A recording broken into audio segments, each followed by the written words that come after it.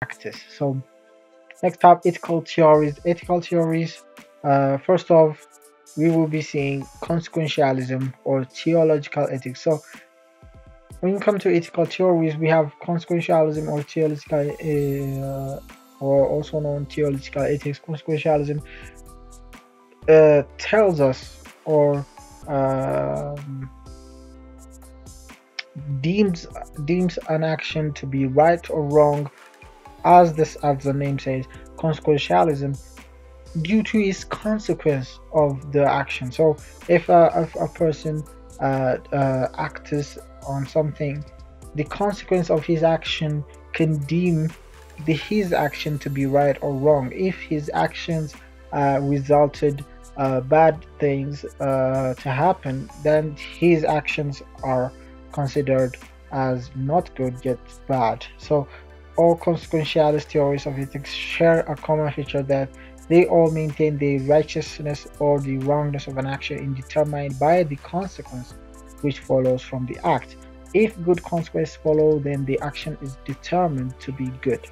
If a bad consequence follows, then the action is determined to be bad. So if the good consequences are greater, then the action is morally proper, and if the bad consequences are greater, then the action is morally improper. Another way of looking at consequentialism is referred to at the ends justifying the means. So the end justifies the means. So whatever comes out at the end will justify what happened, what the action is, whether the action was good or bad. So means refers always to existing conditions that they are, while at the end refers to how the things ought to be. So there are three standards of consequentialism. These include utilitarianism, egoism, and altruism. Now, utilitarianism actions are right in proportion as they tend to promote happiness, wrong as they tend to produce the reverse of happiness, as said by John Stuart Mill.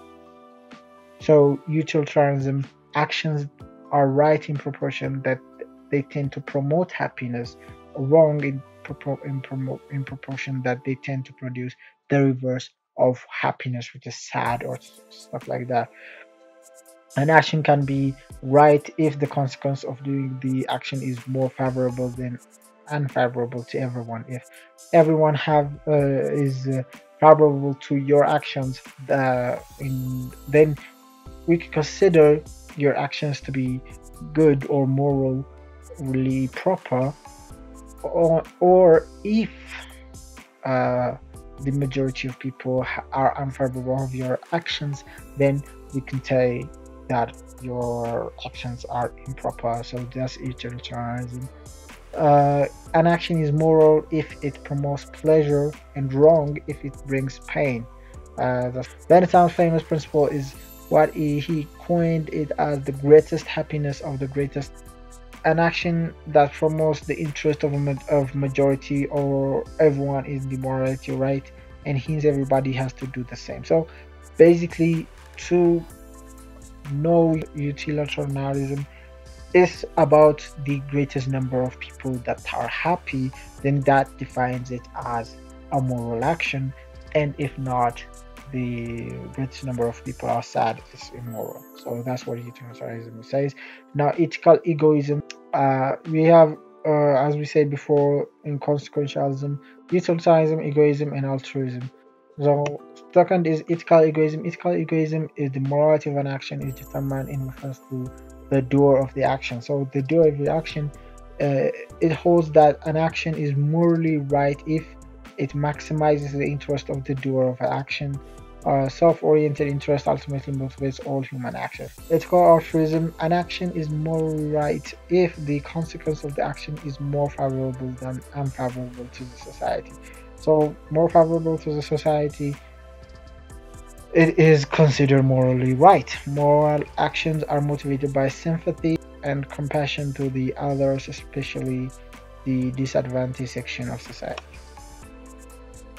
Now I have an activity for y'all. Activity now, determine whether the action of the following person is ethical egoism or altruism. So In example here we have given that a home is on fire and with someone is still inside.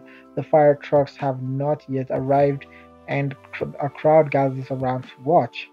Then a man is in the crowd rushes into the house and few minutes later heroically emerges with the trapped person. We wonder what motivated the hero when he chose to put his life at risk. So, what do you think this is? So, is it uh, ethical egoism or ethical altruism? So, let me know in the comments. Let's get back to the second one. As we said, there are multiple ethical theories. So, we've seen the consequentialism ethical theories, and now we are going to see deontological ethics. So deontological way, or some books says it as duties. So most people okay, so most people know what is right. The problem comes in doing the actual thing is of what is right. So Immanuel Kant stated that the majority of people know what morally right is, but the problem comes if on whether they're going to do what is morally right or not. So deontologists are telling us that the morality of an action should not be measured in terms of its consequences. Instead, actions should be it states that instead actions should be weighted by themselves. Kant explains the only thing that is good without qualification is what he calls the good will. So we will talk about what the good will means. So what is morally good? That thus it is to act from a good will, which refers to fulfilling one's duty regardless of the consequence of an action. Kant argues that if an action is morally right, you are obligated to perform that action, regardless of what your private desires are. This is so with other basic moral rules, like you ought to avoid harming others, you ought to keep your promises, you ought to donate to charity. In this case, the form of true moral command is simply you ought to do.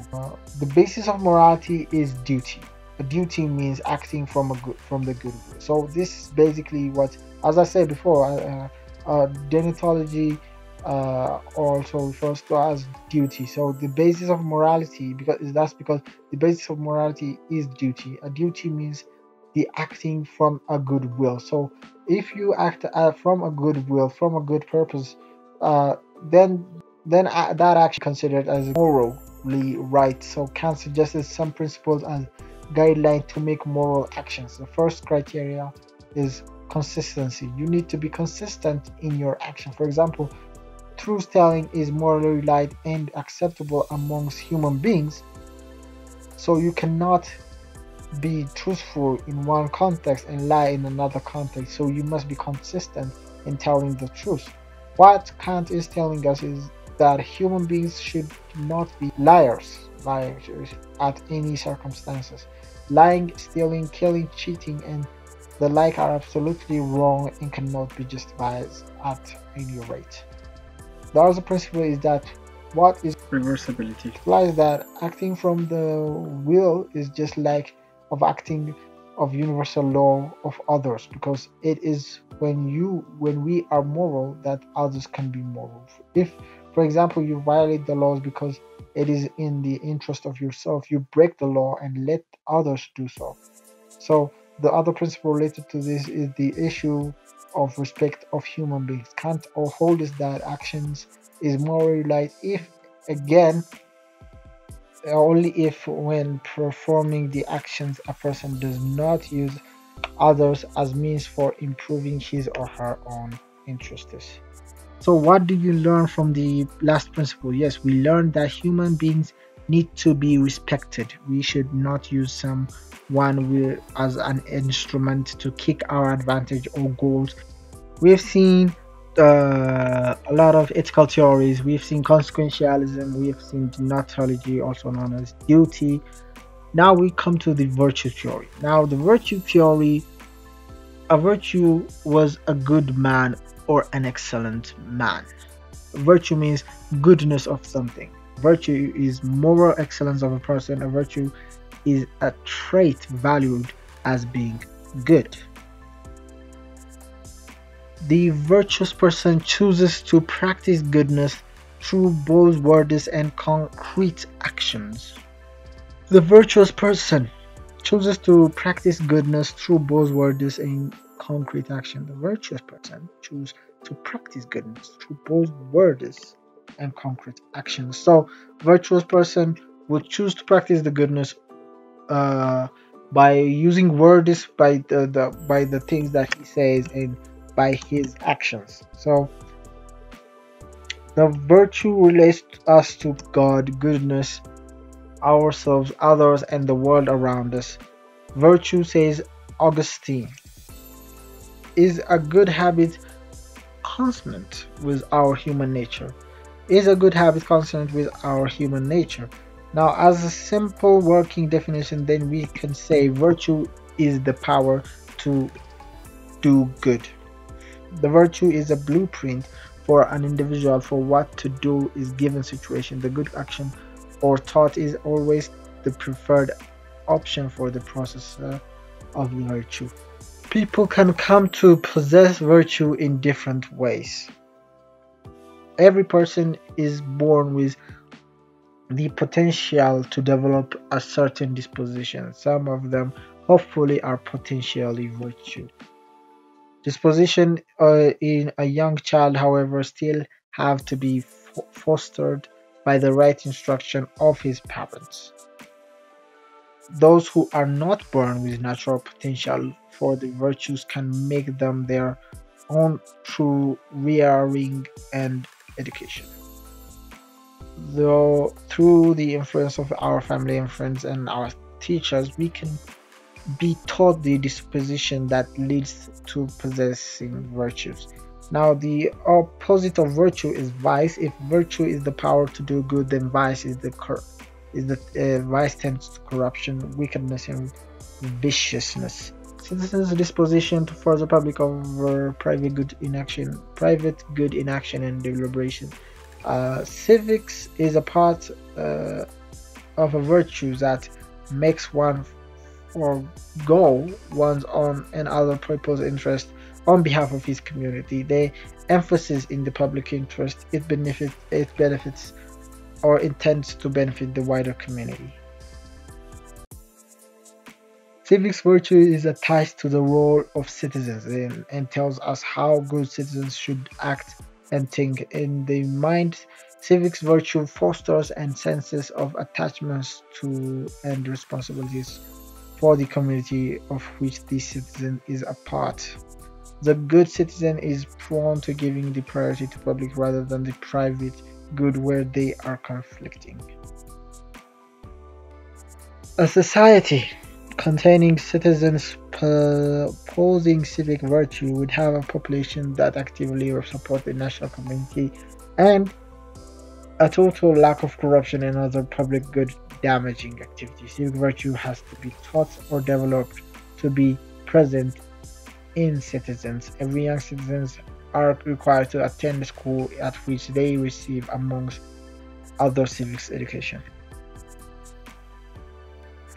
So civic virtue is not only considered with the right state of mind, but also the right actions. But civics virtue is not only considered with the right state of mind, but also with the right action. It is the virtue that makes the actively further the common good. Activities that further the common good can be activities of any kind that sustain the or improve the community. So civics virtue is considering one own self and the community's interests. If an action is thrown out from the interest of the community and one's own self, then it's a civic virtue. Yeah, civic virtue defined. So, obeying the law, voting, doing voluntary work, organizing neighborhood activities, becoming active in public and civil organization, and becoming active in politics. Four cardinal hinge virtues are 1. Courage, 2. Prudence, 3. Temperance, 4. Justice. So what is prudence? Is often associated with wisdom, insights, and knowledge. Although prudence itself does not perform any actions and is concerned solely with knowledge, all virtues had to be regulated by it. So conventionally, prudence is the exercise of sound judgment in practical affairs. Temperance is the practice of moderation. Temperance is the practice of moderation. For Aristotle, is called a golden mean. The golden mean is described middle between two extremes, one of excess and the other of deficiency. One of the excess and the other of deficiencies.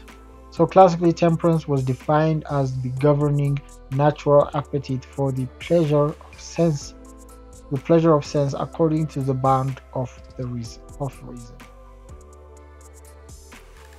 No virtue could be sustained in the face of inability to control oneself if the virtue was opposed to some desire. The virtue is of sense,